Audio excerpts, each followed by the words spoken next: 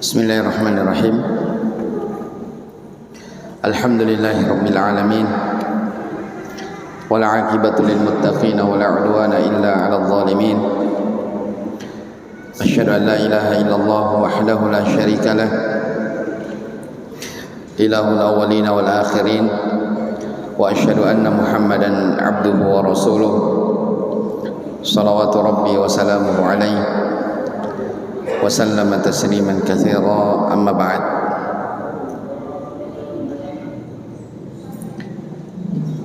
Ikhwani fid din wa akhwati fillah, kaum muslimin wal muslimat, jamaah rahimani wa rahimakumullah. Alhamdulillah, di malam hari ini kita kembali melanjutkan dari kajian rutin kita, pembahasan fikih ringkas yang diambil dari Al-Ghayah wa Taqrib karya Al-Imam Abi Syuja' Ahmad ibn Husain Al-Asfahani Asy-Syafi'i rahimahullahu ta'ala. Terakhir kemarin telah kita sebutkan pembahasan ringkas tentang warisan. Dan insyaallah ta'ala di kelanjutannya kita akan menyebutkan tentang wasiat. Tentang wasiat. Kata penulis rahimahullahu ta'ala, faslun fil wasaya. Pembahasan tentang wasiat. Wa tajuzul wasiyatu bil ma'lumi wal majhuli wal mawjudi wal ma'dum. Wa hiya min ath-thuluthi fa in zada wuqifa ala ijazati al-warithah wa la tajuzul wasiyatu liwarithin illa ayyujizaha baqil warithah wa tajuzul wasiyatu min kulli balighin aqilin li kulli mutamallikin wa fi sabilillahi ta'ala wa tasihhul wasiyatu ila man ijtama'at fihi khamsu khisalin al-islamu wal bulughu wal aqlu wal hurriyatu wal amanah. Taib, kata penulis rahimahullah, pembahasan al-wasaya, tentang wasiat. Ya, apa itu wasiat? Ya, jadi wasaya itu secara bahasa dia jamak dari kata wasiatan. Ya. Secara bahasa dari kata wasiyah, min wasaitu syai'a bi syai', yaitu mewasiatkan sesuatu kepada sesuatu. Jadi wasiat, ya kalau istilahnya orang Makassar, apa, papasan. Secara istilah ya, secara istilah syar'i, wasiat itu adalah dikatakan di sini tabarru'un bihaqqin mudhafun lima ba'dal maut. Ini definisinya, ya, definisi wasiat. Jadi apa itu definisi wasiat? Dia adalah tabarru'un bihaqqin mudhafun lima ba'dal maut. Dia adalah pemberian tabarru', pemberian cuma-cuma, atau bisa dikatakan pemberian hadiah berupa suatu hak, ya, berupa suatu hak yang pelaksanaannya disandarkan setelah kematian. Jadi pemberian yang nanti dia bisa menjadi hak milik setelah orangnya meninggal, itu namanya wasiat. Ya misalnya ya, ada orang dia di masa hidupnya sebelum meninggal dia bilang, saya punya rumah di jalan ini, ya kalau saya sudah meninggal silahkan ambil rumah itu, ya silahkan ambil rumah itu. Nah, ketika orang ini meninggal, nanti orang ini meninggal baru bisa dimiliki oleh orang yang telah diwasiatkan kepadanya wasiat. Kalau belum meninggal belum. Ya, itu namanya apa? Orang yang berwasiat. Baik. Ini definisi yang disebutkan oleh penulis di sini. Jadi adalah pemberian hadiah berupa suatu hak, ya, yang kepemilikannya itu disandarkan setelah si pemberi wasiat meninggal. Ya.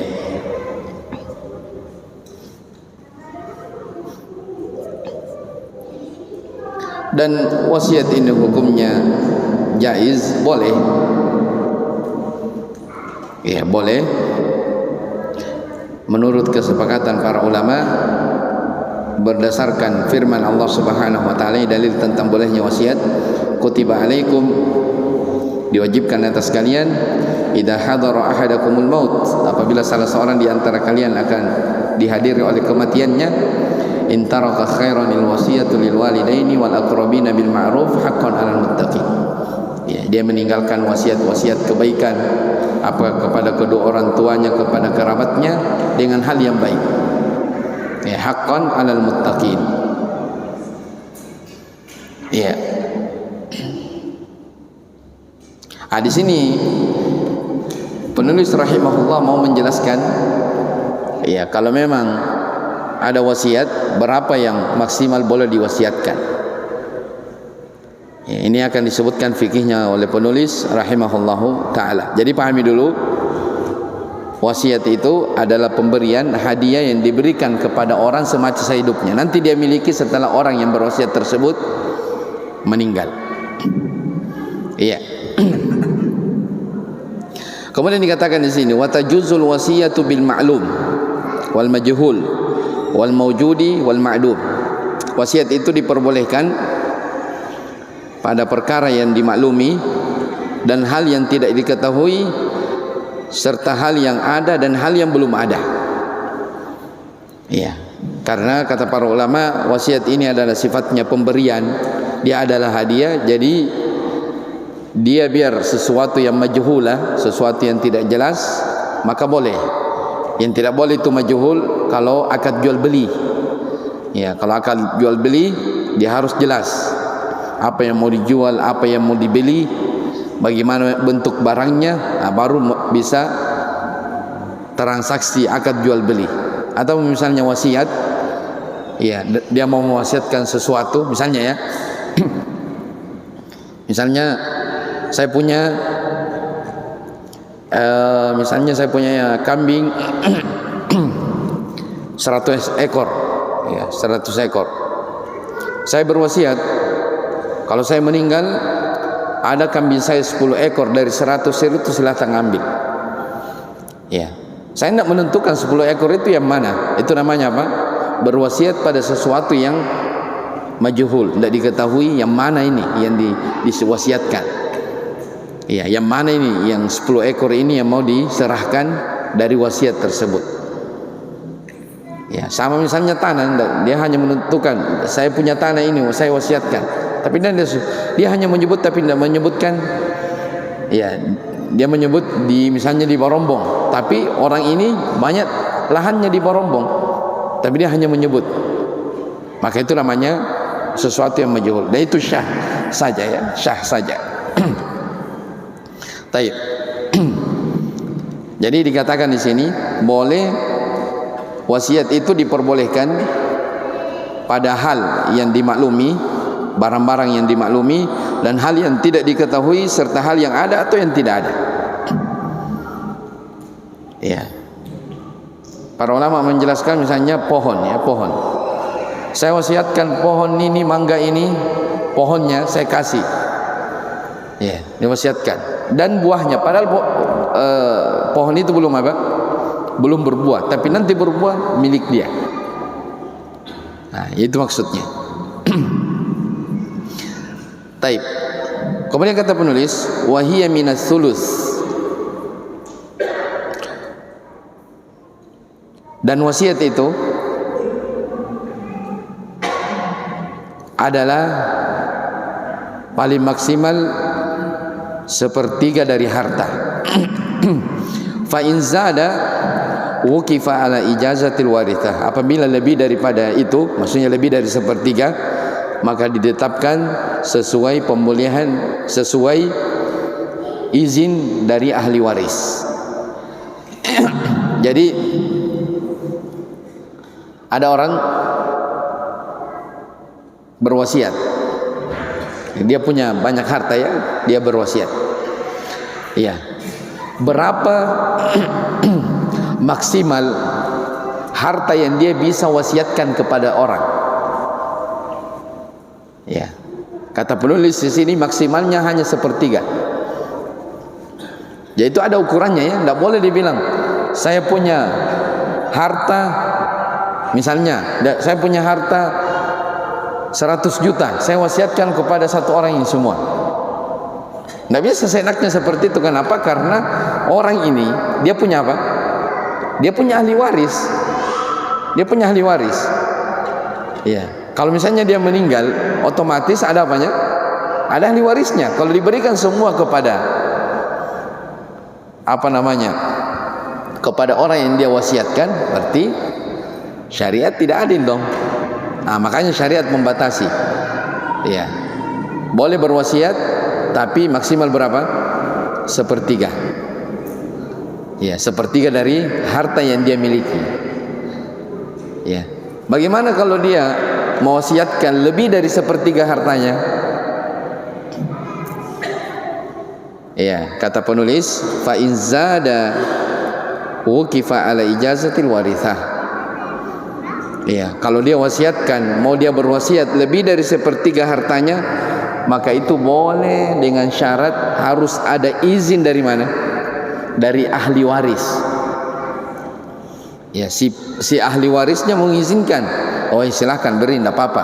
Tapi kalau tidak ada izin salah satu dari ahli waris, tidak boleh memberikan wasiat lebih dari berapa? Lebih dari sepertiga. Dan ini ada dalilnya. Ya, kata Nabi sallallahu alaihi wasallam, wa thuluthu katsir. Ya, sepertiga itu sudah banyak. Ya, sepertiga itu sudah banyak. Jadi saya ulangi, berapa batasan atau berapa batasan maksimal yang boleh diwasiatkan? Ya, kata penulis paling maksimal sepertiga, tidak boleh lebih, kecuali boleh lebih kalau ada izin dari ahli waris. Taib. Wala tajuzul wasiyatu liwarithin illa ayyujizaha baqi alwarithah.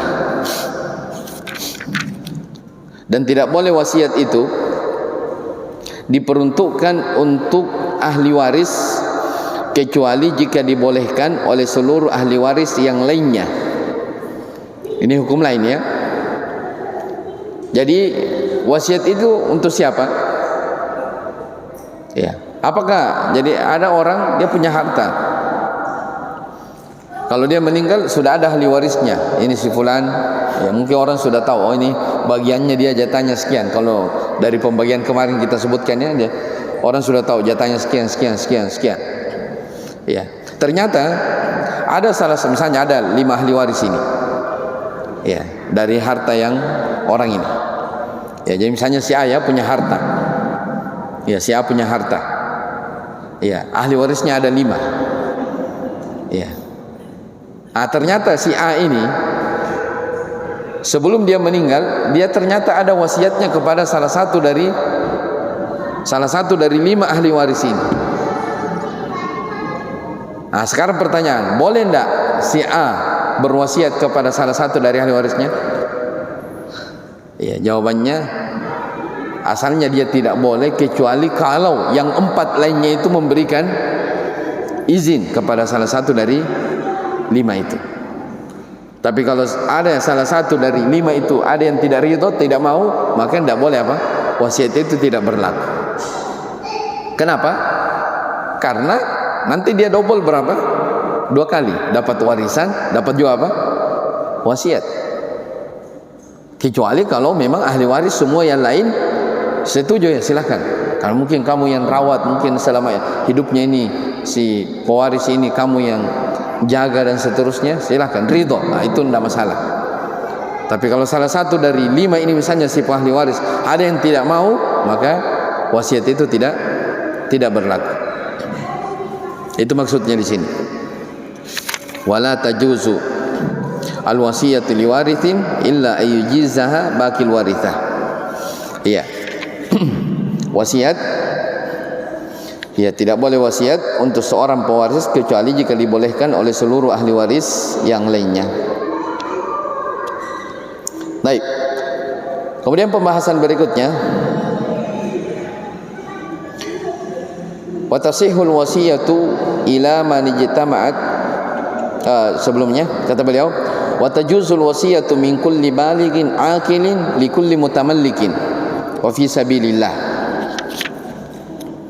Wasiat itu adalah syah dari setiap orang yang balik, ya, dan berakal bagi seorang pemilik wasiat dan untuk di jalan Allah Subhanahu wa taala. Ini tentang orang yang berwasiat, ya. Jadi misalnya, ya, kapan dia dianggap wasiatnya? Ya, jadi ketika dia sudah balik, ya, dan dia berakal, dia waras dan dia berwasiat, maka wasiatnya itu dianggap. Ya, beda misalnya kalau orang yang lagi hilang akalnya alias gila, tiba-tiba dia mengatakan kepada orang, saya berikan, kalau saya meninggal saya berikan hartaku yang sana, padahal dia lagi apa? Lagi tidak warasnya, lagi hilang akalnya, maka itu tidak syah, karena dipersyaratkan dia harus berakal. Baik. Dan kemudian watasihul wasiyatu ila majtama'at fihi khamsu khisalin. Pewarisan wasiat itu syah, ya, diberikan kepada orang yang memenuhi 5 kriteria, 5 syarat. Yang pertama keislaman, kemudian yang kedua balik. Saya ulangi. Ya, pemberian wasiat itu syah diberikan kepada orang yang memenuhi 5 syarat. Yang pertama keislaman, baligh, yang ketiga berakal,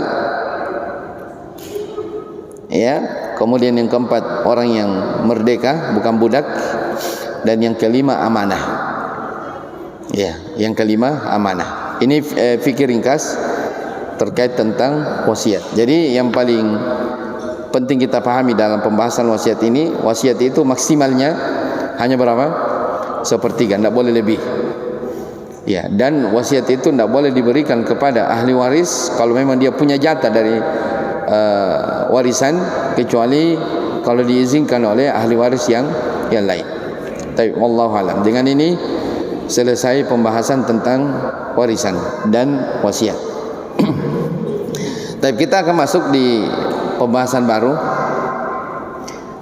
Kata penulis rahimahullahu taala, kitabun nikah wa ma yata'allaqu bihi minal ahkami wal qadaya. Ya, kitab pembahasan seputar kitab nikah beserta hal-hal, ya, seputar hukum-hukum dan ketentuan-ketentuannya. Ya, jadi kita sudah selesai pembahasan tentang muamalah kitabul buyu, jual beli. Demikian pula kita sudah selesai tentang al-faraid wal wasaya, warisan dan wasiat. Nah, sekarang kita masuk di masalah akad pernikahan. Ya, fikih seputar pernikahan. Kata penulis rahimahullahu taala, Kitabun Nikah wa ma yata'allaqu bihi min al-ahkami wal qadaya. Qala rahimahullahu taala, an-nikahu mustahabbun liman yahtaju ilaihi wa yajuzu lil hurri ay yajma'a baina arba'i hara'ira wa lil abdi baina ithnataini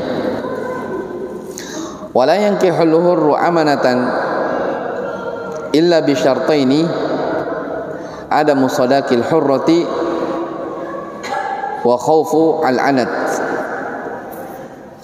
wa nadharu ar-rajuli ila al-mar'ati ala sab'ati adrubin ahaduha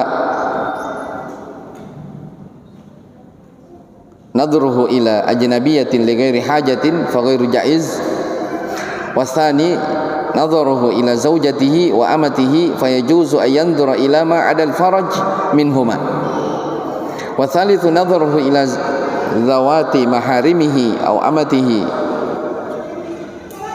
apa ini al-muzawwajah fa yajuzu fima ada ma baina as-surrati war-rukbah war-rabi wan-nadhru li ajli nikah fa yajuzu ila al-wajhi wal-kaffain wal-khamisu an-nadhru lil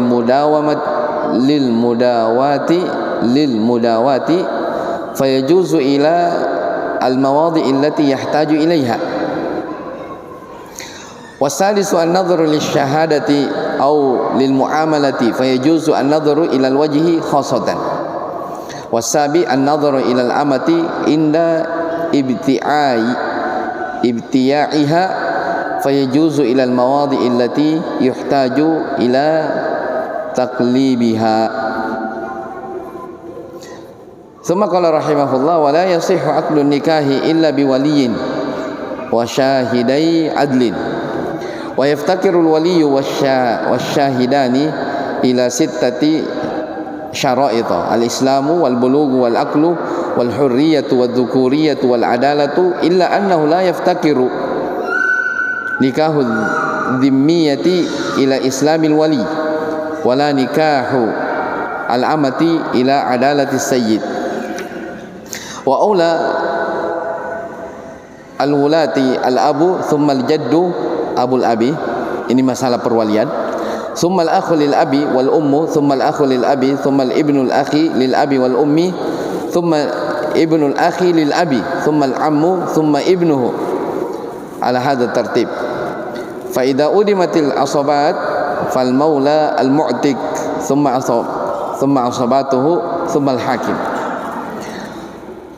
Wa la yajuzu an yusarriha bi khitbati mu'taddatin wa yajuzu an yu'arrida laha wa yankihaha ba'da qada'i iddatiha wan nisa wala darbaini bikrun wa thayyib fal bikru yajuzu lil abi wal jaddi ijbaruha 'ala nikah wa thayyibu la yajuzu tazwijuha illa ba'da bulughiha wa idniha.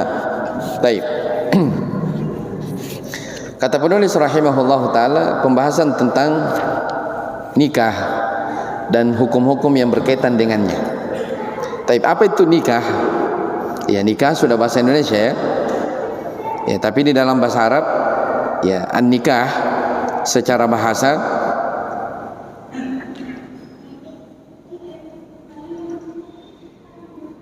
itu digunakan di atas beberapa makna. Ya. An-nikah kadang bermakna ad-dhamm wal jama'. Ad-dhamm itu mengumpulkan sesuatu. Iya. Dan ini menurut secara bahasa ya. Jadi nikah itu orang Arab kadang dikatakan nikah maksudnya ad-dhamm, mengumpulkan sesuatu. Ya, karena namanya pernikahan itu mengumpulkan antara pasangan suami dan istri. Kadang orang Arab memaknakan nikah juga bermakna al-aqad, ikatan. Ya, mengikat sesuatu. Ya, jadi asalnya sesuatu yang tidak memiliki ikatan antara laki-laki perempuan, ketika dinikah namanya diikat dengan tali pernikahan, maka namanya nikah. Ya, diikat dengan akad. Ini penggunaan bahasa. Ya. Dan ada yang mengatakan an-nikah bisa bermakna al-wata', yaitu melakukan hubungan. Ini penggunaan secara bahasa. Sedangkan secara istilah, nikah itu kata para ulama adalah aqdun yaqtadi ibahat wat'in bilafzi inkahin au tazwijin au tarjamatihi. Iya. Saya ulangi, dia adalah aqdun yaqtadi ibahat wat'in bilafzi inkahin au tazwijin au tarjamah au tarjamatihi. Iya. Nikah itu definisinya adalah akad, iya, yang menyebabkan, ya, saya ulangi, nikah itu definisi secara syar'i, dia adalah akad yang menyebabkan, ya, bolehnya atau halalnya, mohon maaf, berhubungan antara suami dan istri dengan lafaz inkah atau tazwij atau yang semakna dengannya, atau yang diterjemahkan dengan itu. Jadi kan yang biasa kita lihat ya, atau biasa didengar, namanya ijab qabul. Ya, jadi ketika si laki-laki sudah diperlihatkan ada saksi, ada mahar disebutkan, ketika misalnya Pak Imam bilang saya nikahkan kamu, kemudian si laki-laki bilang saya terima, ya, ini kadang bahasa Arab, kadang bahasa yang dipahami. Saya terima nikahnya si fulana dengan mahar sekian-sekian. Ketika dia sudah bilang seperti itu dan ada yang menyaksikan, maka itu sendiri enggak apa-apa, syah. Ya, itu namanya apa? Akad nikah namanya. Nah, ketika sudah terjadi seperti itu, maka itu namanya resmi sebagai apa? Suami istri. Ya, coba untuk bayangkan ya, pernikahan itu sangat mudah. Ya, pernikahan itu sangat apa? Sangat mudah. Jadi itu yang menentukan. Ya, tentang apa? Akadnya itu. Jadi ada mahar, akan disebutkan nanti tentang syarat-syaratnya dan saksinya. Ya, setelah itu sudah halal. Dan itulah yang membedakan antara akad nikah dengan zina. Ya, diikat dengan apa namanya? Akad yang suci. Ya, akad yang suci. Taib, ini definisi yang disebutkan oleh penulis di sini rahimahullahu taala. Taib. Kemudian di sini penulis mulai berbicara tentang hukum menikah. Kata beliau rahimahullahu taala, wan nikahu mustahabun liman yahtaju ilaihi. Ya. Nikah itu hukumnya sunnah. Ya, ini hukum asal ya. Nikah itu hukumnya sunnah bagi siapa yang memerlukan. Jadi memang kalau kita lihat dari buku-buku fikih, para ulama memang ya silang pendapat tentang hukum nikah. Ya, tergantung kembali kepada orangnya sebenarnya. Kembali kepada orangnya. Kadang sebagian orang dia bukan sunnah, wajib. Ya, menikah. Dan kita akan sebutkan nanti ya, kapan seorang itu dikatakan dia wajib menikah, kapan dikatakan dia sunnah, kapan dikatakan dia makruh menikah, kapan dikatakan dia hanya boleh, dan seterusnya. Tapi hukum asal disebutkan di sini oleh penulis, dia hukumnya sunnah. Makanya dikatakan di sini liman yahtaju ilaihi, bagi siapa yang memerlukan. Taib. Ya, tentang kesunnahannya ini sepakat. Ya, tentang disyariatkannya ini adalah hal yang tidak diragukan berdasarkan dalilnya firman Allah Subhanahu wa taala, wa ankihul ayama minkum wassalihina min ibadikum wa imaikum. Kata Allah Subhanahu wa taala dalam surat An-Nur, nikahkanlah ya al-ayama minkum, perempuan-perempuan di antara kalian, perempuan-perempuan yang sudah layak menikah di antara kalian. Ya, wassalihina min ibadikum wa imaikum. Ya, perempuan-perempuan soleh, yang budak-budak yang kalian miliki. Ya. Dan dalam ayat di surat An-Nisa kata Allah Subhanahu wa taala, fankihu ma taba lakum minan nisa'i mathna wa thulatha wa ruba'. Ya, nikahilah dari perempuan yang layak bagi kalian, dia 2, 3 atau 4. Fa in khiftum alla ta'dilu fawahidatan. Kalau kamu khawatir tidak bisa berbuat adil, maka satu saja. Ya, jadi dalil ya tentang apa? Syariat menikah. Dan ini juga dalil tentang pembolehan bolehnya menikah lebih dari satu. Ya, Islam membolehkan menikah lebih dari satu. Ya. Itu ayat Al-Quran. Ya. Tentang mau atau tidaknya, yaitu kembali kepada pribadi masing-masing. Ya, bertengkar dulu sama mamanya. Baik. Tapi di sini kita menjelaskan hukum syariat. Ya, jadi itu pembolehan. Itu pembolehan. Baik. Dan Nabi sallallahu alaihi wasallam ketika beliau menjelaskan tentang sunnah beliau, kata beliau, lakinni asum wa uftiru, akan tetapi saya juga berpuasa, saya berbuka, wa usalli wa arqud, saya salat dan saya tidur. Ini tentang kisah ya, ada orang yang ingin menyaingi dari ibadah Nabi sallallahu alaihi wasallam. Ya, ada orang yang datang, saya akan salat dan tidak akan tidur, saya akan berpuasa dan tidak akan berbuka. Ya. Dan kemudian ada yang datang bilang, ya, saya tidak akan menikahi perempuan. Karena kalau menikahi katanya sibuk, dia akan fokus ibadah dan tidak akan menikahi perempuan. Maka ketika tiga orang ini, ya, Nabi SAW mendengarkan dari komentar orang ini, maka Nabi mengatakan, lakinni asumu wa uftiru, ya, saya juga berpuasa dan berbuka, wa usalli wa arqud, saya salat, saya juga tidur, wa atazawwajun nisa, dan saya juga menikahi para perempuan. Kemudian Nabi SAW mengatakan, faman raghiba an sunnati falaysa minni.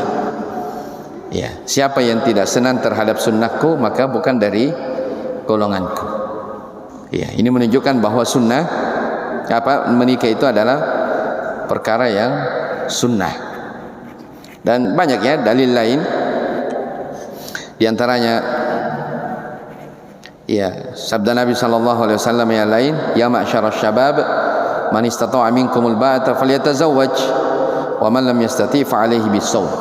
Wahai sekalian pemuda, siapa di antara kalian yang mampu untuk al-ba'ah, yang menikah, ya, mampu secara lahir dan batin, maka hendaknya dia menikah. Wa man lam yastati' fa 'alaihi bis-shaum. Siapa yang tidak mampu, maka hendaknya dia berpuasa.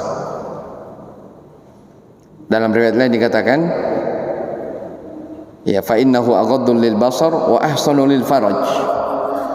Ya, karena itu lebih bisa menjaga pandangan dan lebih bisa menundukkan pandangannya dan menjaga dari kemaluannya. Wa man lam yastati' fa 'alaihi bis-shaum.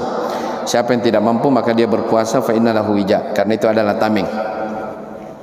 Ya, ini juga ya di antara hikmah kenapa disunahkan menikah, ya, karena itu adalah sesuatu yang bisa menjaga kehormatan seorang pemuda. Ya, apalagi di masa sekarang, ya, di masa sekarang betapa banyak orang rusak, ya, disebabkan karena fitnah yang terkait tentang perempuan. Maka ini datang Islam dengan mengatur perkara menikah ini dengan baik, dengan rapi. Ya, di antara hikmah disebutkan para ulama untuk menjaga dari keturunan manusia. Ya, menjaga dari hak-hak mereka. Nah, ini kita akan sebutkan nanti ya. Baik. Jadi ini hukum asal yang disebutkan oleh penulis rahimahullahu taala. Wan nikahu mustahabun liman yahtaju ilaihi. Nikah hukumnya sunnah bagi siapa yang memerlukan. Jadi bahasanya di sini bagi siapa yang perlu, ini kata para ulama adalah orang yang tidak mengkhawatirkan dirinya. Ya, adapun kalau misalnya anak muda atau siapa saja, ya, dia khawatir bisa terjatuh dalam perkara yang haram, apalagi dia khawatir dirinya terjatuh dalam perkara zina, kalau dia tidak menikah maka dia wajib untuk menikah. Dia bukan dikatakan sunnah tapi apa? Wajib. Iya, hukumnya dia bisa wajib kalau misalnya dia ada orang yang khawatir dia terjerumus ke dalam dosa. Iya, terjerumus ke dalam dosa disebabkan karena hal tersebut, maka dia wajib untuk menikah, bukan dikatakan sunnah. Baik.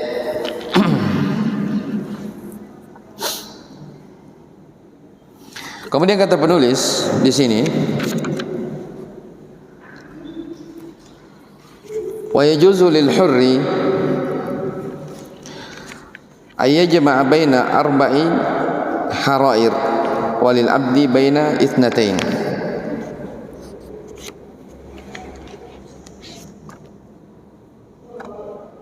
Seorang laki-laki merdeka dia boleh mengumpulkan 4 perempuan dari merdeka, sedangkan budak boleh mengumpulkan 2 dari perempuan. Ini tentang batasan, ya. Ya, tentang batasan. Jadi yang dibolehkan batasan dalam syariat itu ya menikahi perempuan maksimal 4 berdasarkan ayat yang kita baca tadi, fankihu ma taba lakum minan nisa'i mathna wa thulatha wa ruba'. Jadi bahasa ayat, nikahilah perempuan-perempuan yang layak untuk dinikahi 2, 3 atau 4. Iya, itu mathna, thulatha wa ruba', 2, 3 atau 4. Kemudian setelah itu datang fa in khiftum alla ta'dilu, kalau kalian khawatir tidak bisa berbuat adil, fawahidatan, maka 1 saja. Iya, 1 saja.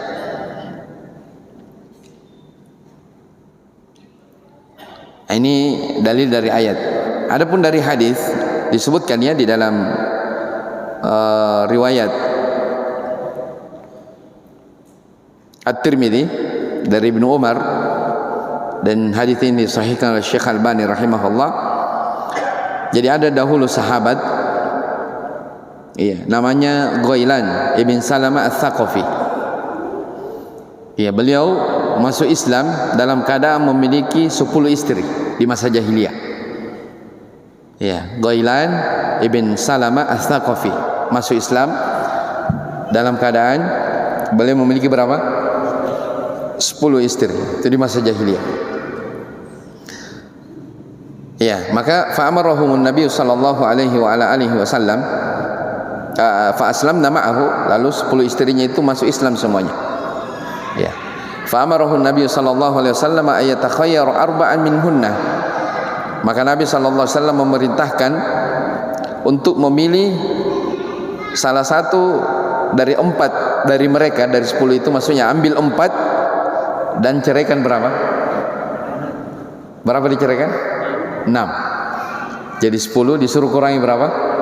6. Kemudian tinggalkan berapa? 4. Ini dalil juga bahwa maksimal berapa? 4, tidak boleh lebih dari 4. Ya, adapun dalil yang menunjukkan boleh lebih dari 4 itu kekhususan siapa? Nabi sallallahu alaihi wa ala alihi wasallam. Itu apa? Kekhususan Nabi sallallahu alaihi wa ala alihi wasallam. Taib. Jadi kalau lebih daripada itu maka itu tidak dibolehkan, harus diceraikan. Kemudian kata penulis, walil abdi ayyajma'a baina itsnain. Ini tentang budak ya, saya tidak baca ini. Walil abdi baina itsnain. Adapun budak sama-sama budak itu pembolehannya hanya 2. Wala yankihu al-hurru amatan illa bi syartaini adamu sadaqil hurrati wa khaufu al-anat. Seorang laki-laki merdeka itu tidak boleh menikahi budak perempuan kecuali dengan dua syarat. Yang pertama, ketika tidak ada mahar untuk menikahi perempuan merdeka, maka boleh dengan budak, ya, dan khawatir terjatuh ke dalam perkara yang haram, yaitu zina. Taib. Kemudian kata penulis rahimahullahu taala, wa nadharur rajuli ilal mar'ati ala sab'ati adrubin. Ya. Pandangan seorang laki-laki kepada perempuan itu di atas 7 bentuk. Ya, ini sekarang beliau mau berbicara tentang cara melihat pasangan, ya, perempuan yang mau dinikahi. Jadi asalnya, ya, di dalam Islam kita dilarang, ya, laki-laki dilarang melihat perempuan yang bukan mahramnya. Demikian pula perempuan dilarang melihat laki-laki yang bukan mahramnya. Ini berdasarkan ayat Al-Quran. Ya, kata Allah Subhanahu wa taala dalam Al-Quran, ya, kullil mu'minina yaghuddu min absarihim wa yahfadhu furujahum dzalika azka lahum wa athhar. Katakanlah kepada kaum mukminin, hendaknya mereka menundukkan pandangannya dan menjaga kemaluan mereka.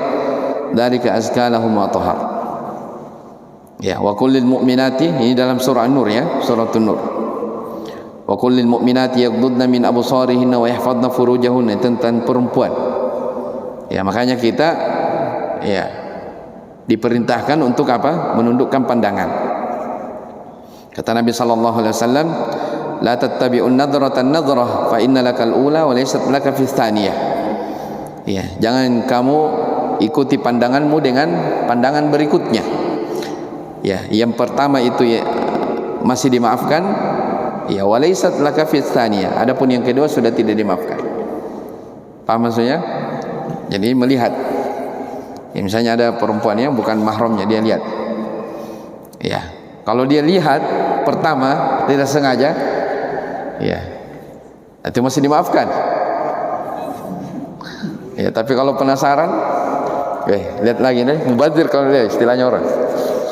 Ya, kasihan, itu kasihan dosa itu namanya. Ya, maka itu sudah tercatat apa?